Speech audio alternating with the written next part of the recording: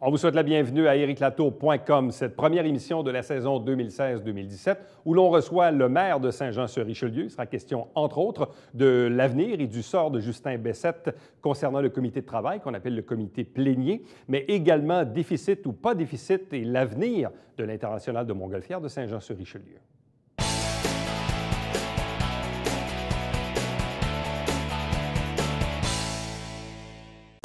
La saison politique reprend du côté de l'Hôtel de Ville de Saint-Jean-sur-Richelieu. On va faire le tour un peu de ce qui s'est passé au cours de l'été. Nous aussi, on reprend la saison. Et comme le veut un peu la tradition, on reçoit dans cette première entrevue, dans cette première émission de la saison, le maire de Saint-Jean-sur-Richelieu, Michel Fecteau. Bonjour et bienvenue. Bonjour, Éric. Est-ce que le maire a passé un bel été? Un très bel été. Est-ce que le maire a pris des vacances? Non, pas encore. Pas du tout? Non, pas encore. Qu'est-ce qui a caractérisé, selon vous, l'actualité de l'été à Saint-Jean-sur-Richelieu? Bien, caractérisé l'été, je veux dire que pour moi, ça a été un été très, très actif. Évidemment, les fêtes du 350e, incontournable. Disons qu'on a eu un départ un peu so-so, mais ça s'est vite replacé sur les rails. Donc, les dernières activités ont été fantastiques. Évidemment, notre festival des Montgolfières, dans la température, nous a joué des tours un peu, mais quand même. Et moi, je pense que la fiabilité, j'ai vu la ville de Saint-Jean comme je l'avais rarement vu, avec beaucoup d'actions, les terrasses de rue, c'est fébrile, ça bouge, les travaux de l'entraîneur, même si c'est certains petits délais. Tu sais, à l'intérieur de tout ça, je pense que chemin faisant, ça s'embellit de jour en jour. On a beaucoup d'activités économiques, beaucoup de beaux dossiers qui s'en viennent dans l'entonnoir pour la finalité. Donc, pour moi, là, c'était un été qui a passé très rapidement. Hein. On est déjà en septembre, donc l'automne qui approche. Mais encore là, on a des belles choses sur la planche à dessin. Bon. Avant de parler justement de l'International de Montgolfière de Saint-Jean-sur-Richelieu, où on sait qu'il y a une grande réflexion qui va s'amorcer dans les prochaines semaines, quoique elle est peut-être même déjà amorcée, cette grande réflexion, allons-y dans l'actualité, je dirais, des dernières heures. On le sait, en juin 2012, Marteau, qui est le bras armé de l'UPAC, avait frappé à Saint-Jean-sur-Richelieu. C'était en juin 2012. Il y avait eu 11 arrestations, 9 chefs d'entreprise. Il y avait des entreprises de visée. Juste pour vous donner un peu une idée, il y avait évidemment, il y avait P. Baillargeon Limité, il y avait Wilfred Allen, il y avait Verdi, il y avait Construction GCP, Opron, Groupe Dubé, Carrière Bernier, mais également Sivbec. Et il y avait 2 fonctionnaires de l'Hôtel de Ville qui avaient été arrêtés à l'occasion de cette arrestation, soit Jacques Vallière, qui était responsable des achats, et l'ingénieur Thierry Garcia au niveau du service des infrastructures. Or, on est 4 ans plus tard, mais vraiment 4 ans plus tard, et on apprend au cours des dernières heures que les accusations à l'égard de Jacques Vallière et de Thierry Garcia, qui d'ailleurs avaient été réintégrés à l'Hôtel de Ville, ont été levées. Je sais qu'évidemment, ce n'était pas vous qui étiez maire à l'époque, c'était M. Dolbec. Quels sont vos premiers commentaires à l'égard du fait qu'on retire les accusations à l'égard de ces 2 fonctionnaires 4 ans plus tard? Je vais te répondre avec mes tripes, OK, puis avec la passion des fois qui me connaît. Puis dans ce dossier-là, je n'aurai pas de langue de bois. Et ça, ce n'est pas une réponse politique. Mais je félicite l'organisation en place d'avoir pris les décisions qu'ils ont prises dans le cas de ces 2 cadres-là. Moi, comme tu sais, j'ai un frère qui est dans la GRC, qui a travaillé avec des programmes comme Carte que joue, etc. On voit ce qui se passe aujourd'hui avec les moteurs, là. Beaucoup de choses qui sont là. Je pense que la réflexion qu'il faut faire, il ne faut jamais se réjouir du malheur des autres, si malheur il y a. Mais à un moment donné, on est allé vite dans les premières, là, tu sais, ça a été lancé. Les gens, là, ça s'est fait rapidement. Mais même aujourd'hui, OK, je suis très heureux que ces 2 gens-là soient, tu sais, là, innocentés, blanchis, tout ça. Mais on se rappellera qu'on a brisé des vies, là. On est allé vite. Puis on a souvent, malheureusement, le jugement très vite quand on a juste, là, parce que les gens qui sont accusés, on est dans une règle de droit, là, ne sont pas reconnus coupables. Mais tu sais, on part rapidement, là, sur les... Puis évidemment, on gère la perception puis l'impression. Mais aujourd'hui, ce que ces gens-là retrouvent, M. Vallière, une retraite que je lui souhaite là, la plus calme possible, mais il y a eu des dommages qui ont été faits dans le cas de M. Garcia. Mais lors de cette arrestation-là, mon prédécesseur puis son entourage, la décision qu'on a prise d'intégrer ces gens-là, moi, je pense que c'était la bonne décision. Ces gens-là, au moment où c'est arrivé, c'était éphémère. Hein? C'était nouveau au niveau de l'UPAC. C'est parti rapidement.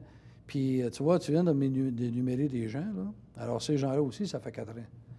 Moi, je suis l'actualité. Même si je n'étais pas là, je suis l'actualité, là. À l'heure actuelle, ces gens vont avoir des procès. Mais du moment que tu as apparu à la TV, puis ton nom sorti à l'UPAC, là, malheureusement, comme je te dis, puis je dis bien malheureusement. On a un cas, un autre similaire, Éric, je pense que c'est le maire de Saint-Constant ou d'Elson, à un moment donné, que lui aussi, ça a été là, c'est parti, là, tout le monde, hein, bien, c'était ici, puis c'était ça. Finalement, il s'est revenu après, puis la personne est innocentée. Fait qu'on devrait prendre un pas de recul, là, puis... Êtes-vous sévère à l'égard de l'UPAC ou à l'égard des procureurs de la Couronne qui ont autorisé ces plaintes il y a 4 ans? Parce que ce que j'en comprends, c'est que les policiers ont fait une enquête, on a soumis ça à un procureur de la Couronne qui, ultimement, a décidé de procéder et de déposer des plaintes à l'égard de ces 2 individus. Et là, 4 ans plus tard, on les retire, faute de preuves. Si tu me dis le mot sévère, je suis pas loin de penser que mon thinking est, excuse-moi, ma pensée, je pense que ça a été fait de façon peut-être un peu trop expéditive. Puis là, ça a duré 4 ans. Ça fait 4 ans que ces 2 personnes-là vivent un peu un calvaire, si tu veux, là. Mais avec tout l'entourage, la famille, puis tous les préjugés qui ont été victimes, c'est vraiment pas facile. Je comprends, puis on ne pourra rien faire. Puis surtout aujourd'hui, quand je regarde, je suis quand même des médias sociaux, puis ce que je déplore beaucoup, là, tous ceux qui n'ont pas le courage de mettre le nom, tous les acronymes, puis tout le monde lance n'importe quoi. Puis ça, c'est comme une presse libre, puis tu dis n'importe quoi, tu vas bâcher sur du monde. Ça, ça va pas. Parce que cette intervention de l'UPAC en juin 2012, où il y a eu 11 arrestations, dont les 2 fonctionnaires, mais qui sont blanchis aujourd'hui, je nommais tantôt quelques entreprises. Il y avait également des dirigeants d'entreprises, Pasquale Fedele, Jacques Lavoie, Patrick Alain, Louis-Philippe Lacroix, Jules César Badra, Jean-Jacques Laplante, François Bernard, Bernard Reproux et Gaétan Paradis, qu'on connaît ici, de Construction GCP. On parlait ici d'un cartel à l'égard du trucage d'appels d'offres. Ouais. Bon, là, je comprends que les 2 fonctionnaires, maintenant, sont blanchis. Mais vous, là, vous êtes maire depuis 3 ans bientôt. Est-ce que vous sentez qu'on a mis de l'ordre dans la machine pour éviter justement ces présomptions de culpabilité qu'on peut avoir à l'égard de fonctionnaires ou même à l'égard de certains dirigeants d'entreprise, dont on verra évidemment l'issue des procès un peu plus tard? Ça a changé. Ce qui a changé, c'est qu'aujourd'hui, je parle comme moi, comme maire d'une ville comme de la grosseur de Saint-Jean-sur-Richelieu, Éric, ça a changé tout le processus. C'est qu'aujourd'hui, les gens... au lieu d'avoir des coups de franges, on va regarder 2, 3 puis 4 fois. Mais est-ce que ça va empêcher les gens de se parler?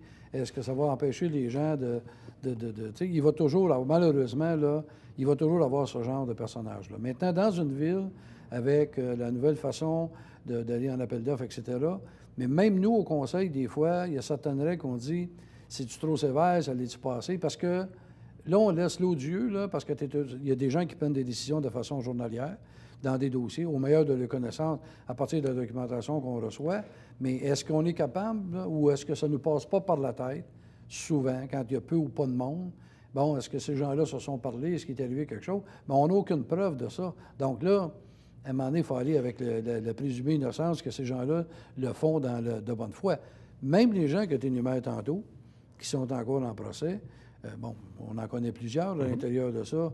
Puis ces gens-là, on doit une défense. OK? À partir du moment qu'il est là, si ces gens-là sont jugés puis reconnus coupables, ils vont vivre des conséquences. Mais je trouve qu'on est allé large. Même chose pour la commission Charbonneau. Là. Tu sais, il y a des gens qui ont eu le droit, sont passés là. Tu passes à la commission, ta vie, oublie-la. Là. Parlons des Montgolfières. Oui, monsieur. Il y a eu, si on regarde ça positivement, 5 bonnes journées sur 9. Le lundi, mercredi, jeudi, vendredi, samedi. Bon, il y a eu des belles journées parce qu'il faisait beau, visiblement. Première fin de semaine, je ne veux pas être rabat-joie, mais c'était presque un 0, ou pas loin. Et le dernier dimanche, totalement atroce, quoique Jean-Marc Parent a donné son spectacle in extremis à 8h30, mais c'était pas de la petite pluie, là, c'était des trompes d'eau. Bon, on a un événement qui en est à sa 33e année, qui dure 9 jours. La Ville met quoi? 300 000 en argent par année, 300 000 en services, à peu près 600 000, grosso modo. Et là, depuis 2-3 ans, la Ville assume des déficits de plusieurs centaines de milliers de dollars. Bref, si on arrondit, depuis 3 ans, le festival coûte à peu près 1 million par année à la Ville. C'est à peu près ça? La Ville a déboursé à peu près 1,7 million.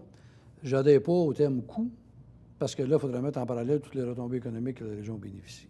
C'est sûr. OK? Donc, quand on dit coût, oui, il y a un coût qui est relié à ça, mais encore une fois, je vais toujours dire le même langage. Et quand je regarde la visibilité, qu'est-ce qu'on a là? Si demain matin, OK, parce que toutes les villes ont été en compétition. On décidait de mettre sur pied une campagne de marketing pour être capable d'avoir ces retombées économiques-là. Ça coûterait pas mal plus que des argents qu'on a. Sauf que là, évidemment, le mélodrame collectif, Ouais. et j'en ai à preuve la semaine passée, je suis allé me balader justement à la boum de l'été dans le centre-ville, les gens qui m'accrochaient à Éric, il n'a pas fait beau cette année. Tu penses-tu, d'après toi, qu'il va y avoir un déficit? Le mot déficit devient perpétuel, ça devient une appréhension de la part des gens. C'est comme si le lendemain de l'édition, la première question, c'est « il va-tu avoir un déficit? » Donc, je vous la pose, la question. Est-ce qu'il va avoir un déficit? Bien, écoute, je ne suis pas ici pour te compter fleurette. À l'heure actuelle, oui, on s'attend à ce qu'il y ait un déficit. Maintenant, tu vas me permettre une chose, OK? Ça fait 3 ans que je suis en poste. J'ai piloté le Festival des Montgolfières pendant 2 ans à titre de président. Et cette année, on avait un comité et une présidente qui a fait un travail tout à fait exceptionnel. Et ça, il faut le mentionner. À partir du moment, par respect pour ces gens-là, le CA, au niveau des... il y a eu beaucoup de changements de fait dans la dernière année, dans toute la gestion de tout ça. Donc, cette année, même si on a eu l'impact dans la température, parce qu'il faut dire une chose, Éric, quand on avait de la pluie, les gens venaient pareil. Quand il y a eu du vent, comme on a eu le dimanche, on n'a pas le choix. Moi, Mme Poisson m'a appelé à 2 heures l'après-midi. Je suis arrivé sur le site assez rapidement parce que là, on faisait face à d'autres choses, OK? Alors, moi, ce que je veux dire, là, c'est que, par respect pour les gens à qui j'ai pleine confiance, ces gens-là sont déjà en train de se pencher dessus. D'ailleurs, je veux rassurer la population. J'ai aimé l'exercice que le Canada français a mis en place. Je regardais les commentaires à travers tout ça, OK? 1, il va y avoir une 34e édition. 2, est-ce qu'il y a des modules qu'on peut apporter ou quoi que ce soit? La réponse... OK, le conseil de maison va se pencher dessus. Le conseil de ville aussi. On est là pour s'aider. Okay. Et je reçois bien. Maintenant, je vais laisser à Mme Poisson d'avoir le plaisir, puis c'est son devoir, puis tu vas me permettre de respecter ça.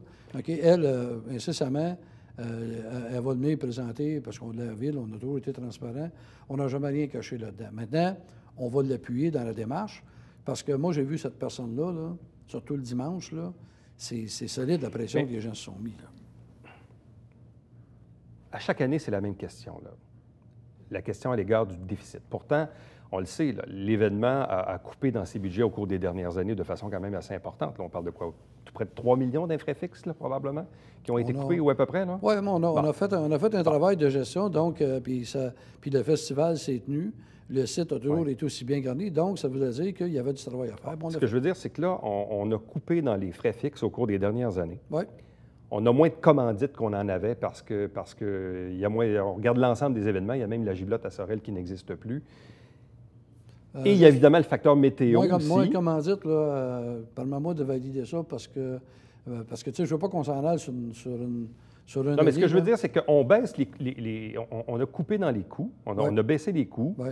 Il y a moins de commanditaires qu'il y en avait pour l'ensemble des événements au Québec. Il y a moins de subventions. Pour l'ensemble des événements. Oui, pour l'ensemble des événements. Pas nécessairement pour le festival. Non. Okay. Il y a moins aussi, on le sait, il y a moins de subventions de la part des gouvernements. Tout à fait. Et malgré tout ça, on en arrive à ce constat-là où on a un événement, évidemment, qui est très, très, très, disons, perméable à la météo. On regarde le Festival de Montgolfière de Gatineau qui s'est terminé, mais qui a eu droit à 4 jours de beau temps. Ouais. Remarquez que si on avait eu 9 jours de beau temps, on n'aurait pas le même discours ici aujourd'hui. Mais est-ce que la Ville doit se re-questionner sur l'apport financier qu'elle verse à cet événement-là? La Ville a un budget de 155 millions annuellement. Le festival coûte à peu près 1 million sur 155. Est-ce que c'est ça que ça coûte, avoir un festival? Au moment où tu me parles aujourd'hui, je te dirais qu'à date, au départ, le budget de la Ville, on ne le voyait pas comme une dépense où on n'envisageait pas le terme déficit. Ouais. OK? Là, c'est sûr que la façon qu'on va l'aborder, mais comme je te dis, je vais prendre un pas de recul, puis je vais attendre des chiffres, parce que ce qu'on a mis en place cette année, en termes de relations avec avec co-gestion, etc., il y a eu d'autres améliorations qui ont été faites. Puis au niveau des partenaires, bien, je veux dire, on a eu Mme Charlebois qui est venue sur place, quand elle a un mot à dire dans les... Là. Puis le festival n'a pas subi, heureusement, OK, n'a pas subi les coupures que certains autres événements ont faites à cause de la particularité de festival le plus familial qu'il y a au Québec. Bon, on va rester pas très loin des Montgolfières, on va parler de l'aéroport municipal. Il y a eu d'ailleurs, si vous avez observé, la une du Canada français, je pense que c'était au mois de juillet ou début août. On suit ça. Avenir peu prometteur selon l'étude. On sait que la Ville a commandé une étude à l'égard de l'aéroport municipal, quel est son potentiel de développement économique. Ce qu'il en retourne à ce moment-ci, le potentiel est assez mince au niveau du développement d'entreprises de type aéroportuaire. Là. Bien là, ça arrive souvent qu'on est d'accord, mais là, je ne suis pas d'accord avec toi. Si on a décidé de commander l'étude, on a parlé aux citoyens, ceux qu'on est à l'écoute, OK? Des citoyens, là, au niveau de l'aéroport, là, quand c'est pas du touch and go, comme des projets comme Carguaire, là, qu'un avion arrive dans des délais puis que l'avion reparte, là, aller jusque-là, on est capable de s'entendre. L'étude qui va nous démontrer l'aéroport de 1940 avec des pistes d'essai pour l'armée canadienne, ça, c'est une chose, OK?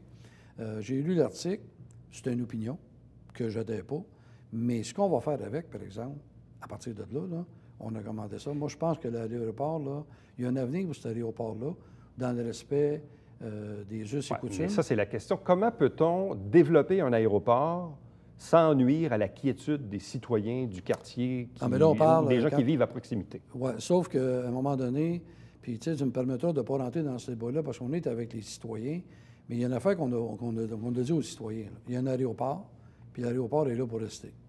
OK?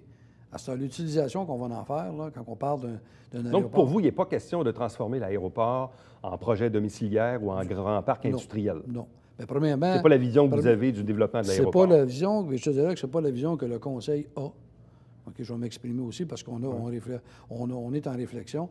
On a le comité, des citoyens sont de proximité. J'ai 2 conseillers, M. Auger et Mme Marcoux, qui sont sensibles à l'intérieur de ça. C'est sûr que l'aéroport, lorsqu'il a été constitué, il y avait de la proximité au niveau de certaines résidences. Par contre, puis ça, le groupe de citoyens, on en a débattu de ça. C'est pas quelque chose que j'invente là. OK? Maintenant, industriellement parlant, OK, quand on a regardé ce qui peut être connexe en recherche et développement ou en avionnerie, mais là, c'est parce que quelque part, il faut que tu sortes de l'aéroport. Là. Puis domiciliaire, on oublie ça. À l'heure actuelle, là, sur ce site-là, là, industriel, léger, chose de même, dans une partie, possiblement, l'étude va nous le démontrer, mais industriel sur le site, moi, personnellement, Michel Fecteau, mon opinion, je ne suis pas dans le résidentiel là. Parlons maintenant de divertissement. On sait que Cinéma Guzzo a finalement confirmé, il y a eu quelques délais, quelques semaines, là, mais bon, Guzzo a finalement confirmé son projet de 12 salles sur la rue Douglas avec projet IMAX et tout ça. Mais en même temps, Vincent Guzzo a pris un peu tout le monde par surprise en disant, bien, oui, peut-être d'une phase 2, on aurait peut-être le goût, nous, Guzzo, de bâtir une salle de spectacle. Or, l'offre de spectacle, on le sait, dans la région, bon, il y a déjà le 10-30 qui n'est pas très loin, qui est en compétition avec l'ASPEC. L'ASPEC qui gère déjà 2 salles et qui souhaiterait en avoir une 3e. La Ville est d'ailleurs partenaire d'une étude à cet effet-là. Un, avez-vous été surpris? Et puis 2, avez-vous pris le téléphone pour parler à Vincent Guzzo pour lui dire « Attention, M. Guzzo, là, vous vous embarquez dans un terrain glissant. » Mais en fait, j'ai parlé à M. Guzzo. Bon, on va répondre à la première question. Oui, j'ai été surpris. Deuxième des choses, j'ai apporté mes commentaires qui ont été écrits dans le Canada français. Je sais très bien que M. Guzzo l'a dit. C'est un homme d'affaires révisé, ce que j'ai dit là-dedans. J'ai aussi lu les commentaires de M. Boulanger, okay, à partir du moment qu'il est là. Oui, la Ville, puis on est partenaire, pourquoi? Mais je vais reprendre le dernier paragraphe de l'article, parce que les gens, des fois, lisent les titres, mais ils ne vont pas au fond. Ce qu'il dit, au fond, à un moment donné, la 3e salle qu'on rêve d'avoir dans le Vieux-Saint-Jean, c'est une salle multidisciplinaire. C'est pas juste pour les spectacles. On s'entend là-dessus. On a beaucoup d'artistes, puis bravo, mais à l'heure actuelle, on a une répartition un peu partout, là, avec des coûts, puis on voudrait peut-être avoir une concentration pour avoir un pouvoir d'attraction plus grand dans ce sens-là. Maintenant, je pense que les gens sont capables de se parler. Ce que M. Boulanger écrivait, c'est un fait, c'est une réalité, mais au même moment qu'on parle de ça, OK? Il faut se rappeler qu'il a fait allusion à l'étoile de la Banque nationale, puis le club, qui est à l'intérieur de ça. Mais on a quand même un bassin de population qui est beaucoup plus grand. Puis moi aussi, j'ai fait des... Tu sais, je me promène un peu. Puis à l'heure actuelle, il y a, à côté de Guzzo, là, il y a d'autres belles choses qui s'en viennent. Puis ce qui est important, c'est de garder notre monde ici. Puis les divertissements, tu as quelqu'un qui est un OBNL, mais qui fait du public, avec quelqu'un qui est privé. Moi, je suis certain que ces gens-là vont se parler. Avez-vous eu vent ou avez-vous eu confirmation de la construction d'une cage au sport entre Racine Chevrolet et Guzzo? J'ai plus qu'eu vent. Donc, c'est plus que certain. Ah, d'après moi, il y aurait des bonnes chances que... D'après moi, c'est pas mal certain, pas mal certain. Bon, intéressant. Parlons maintenant de politique. J'ai même lunché avec l'individu. Bon, mais c'est bien. Mais il me dit que ça lui ferait plaisir de faire l'annonce de ça avec son élu préféré. Bon, bien, tant mieux. Alors, parlons maintenant de politique municipale. On le sait, le contexte a, disons, changé depuis le mois de janvier. Vous avez annoncé la mort du Parti Fecteau, l'arrivée de l'équipe Fecteau. Il y a 3 de vos 5 conseillers qui avaient été élus sous la bannière du parti qui vous ont quitté. Maître Larivière, Mme Dufresne et Justin Bessette. Justin Bessette qui a été exclu des comités pléniers. Justin Bessette qui fait face actuellement à des plaintes de la part des policiers et des pompiers devant la Commission municipale du Québec. Or, durant l'été, si on a lu un peu le Canada français, on a vu que le conseiller Bessette souhaite réintégrer le comité plénier, qui est dans le fond le comité de travail des élus à l'extérieur des séances du Conseil. Avez-vous rencontré Justin Bessette et quelle est la réponse que vous allez lui offrir si ce n'est pas déjà fait? Bon, je veux juste apporter un petit correctif. Il n'y a pas eu mort du Fecteau, il y a eu une transition vers l'équipe Fecteau. OK? C'est pour les citoyens qui écoutent. Et les gens avaient le choix de soit siéger comme indépendants ou de faire partie de la nouvelle équipe. Précision. Oui, j'ai rencontré M. Bessette la semaine dernière. Je lui ai parlé ce matin et je lui ai même dit que j'étais ici cet après-midi. Alors, M. Bessette et moi, on a convenu de mettre le couvert sur la marmite dans notre petite... comme je t'ai dit, c'était pas une saga, c'était un cas. OK? Et à l'heure actuelle, les dossiers qui concernent M. Bessette, c'est des dossiers qui le concernent personnellement. Ça, j'ai eu l'occasion de lui dire. OK? Ça ne concerne ni le maire, ni le conseil municipal. On parle des pompiers et des policiers. OK? Alors, ce que j'ai dit à M. Bessette va participer au plan triennal d'immobilisation jeudi. Il est bienvenu, il représente des citoyens. Puis il va être de retour au comité plénier le 31 octobre. 31 octobre? Oui. Donc dans 2 mois? Oui. Pourquoi ce délai? Parce que le délai, il y a eu la commission municipale. Bon, il y a un autre dossier aussi qui a fait l'objet d'une plainte, là. Puis c'est dans ce dossier-là, précisément, que j'ai demandé à M. Bessette de prendre un pas de recul. Retirer, ça peut être un wording, moi j'ai demandé de prendre un pas de recul le temps qu'on fasse la lumière sur tout ça. OK? Alors, il y avait 6 mois, puis ce que j'ai dit à M. Bessette, j'ai pris une décision. OK? Le plénier, si tu me permets, pour les auditeurs, c'est une salle où on invite les élus et l'administration.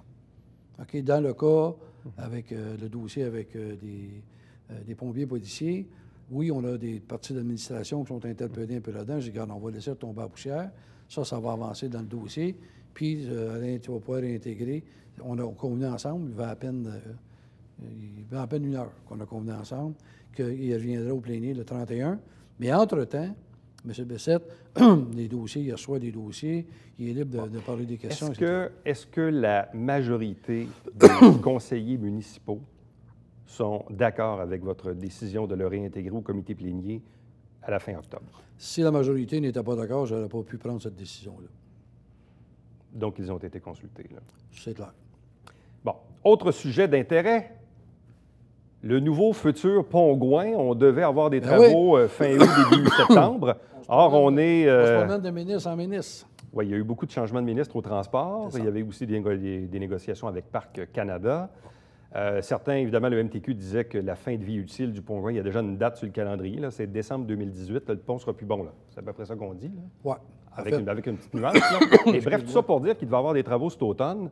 Or, on n'a pas bien l'impression qu'il va y avoir des travaux sur un nouveau pont au cours des prochains mois. Bon, bien, ça, l'impression, écoute, moi, j'ai rencontré le ministre Daou avant qu'il quitte, avec M. Liu. On avait d'autres projets à y parler, dont la 35. Donc, j'ai reçu, 2 semaines, du MTQ, la première ébauche des gens que je devais inviter pour le lancement officiel de ça. Lors de ma rencontre, le ministre Daou, ce que je lui ai demandé, j'ai dit, ça serait peut-être le fun, M. le ministre, que vous vous présentiez, OK, sur place, parce que là, j'entends, puis je vois des écrits. Il y a un peu de politique qui se fait là-dedans, donc j'apprécierais beaucoup. Là, c'est M. Lessard. M. Lessard, pour moi, c'est quelqu'un avec qui j'ai eu l'occasion de travailler dans les inondations. Il y a une facilité à travers ça. On a déjà pris des démarches. La semaine dernière, comme tu sais, il y avait M. Proulx et Mme Charlebois qui étaient ici pour des belles annonces en éducation. J'en ai profité pour parler à Mme Charlebois, qui est la ministre Montérégienne. Regardez. Cet automne, il n'y a pas de travaux, là. Au moment où je te parle, là, regarde, l'automne, c'est le 21 septembre. On ne lèvera pas en couleur. Je ne pense pas que le 21 septembre, qu'il embarque avec des grenouilles et des frayères, là, je ne sais pas encore. Mais le pont, c'est sûr que le 1er décembre 2018, il faut qu'on roule sur le nouveau pont. Je regarde aller, Éric, les travaux du pont Champlain. D'après moi, le Pont Gouin est capable de faire ça dans un temps assez rapide. M. Fecteau, merci beaucoup. Toujours un plaisir. Et bonne saison politique. Bien, merci. Restez avec nous. Au retour, le Babillard quotidien.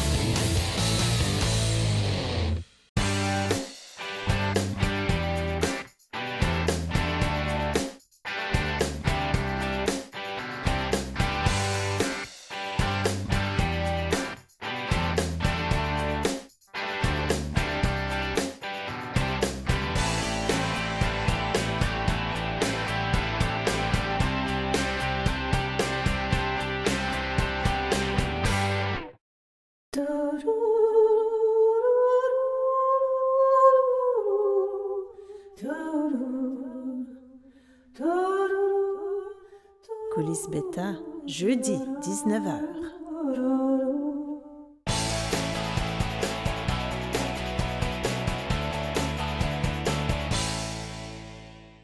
Avec la rentrée, on annonce le retour à l'horaire régulier au niveau de nos 3 bibliothèques municipales à Saint-Jean-sur-Richelieu. Pour connaître l'horaire, consultez bien sûr le site Internet. Chaque semaine, on reprend nos habitudes. On va vous présenter de nouvelles séances du conseil municipal, des extraits que l'on choisit bien sûr à partir des séances du conseil qui se tiennent 2 fois par mois. Et avec un conseil, on vous bâtit bien sûr 2 émissions. Et l'émission s'appelle tout simplement Saint-Jean-sur-Richelieu. Retour également du Télébingo qui avait lieu dimanche dernier et qui reprend également son horaire à tous les dimanches matin 9h30 en direct avec 3 500 $ en prix et une trentaine de dépositaires dans la région pour acheter vos petits livrets. Entre-temps, si vous désirez me joindre, faites-le par courriel à ericlatour@tvhr9.com. À demain.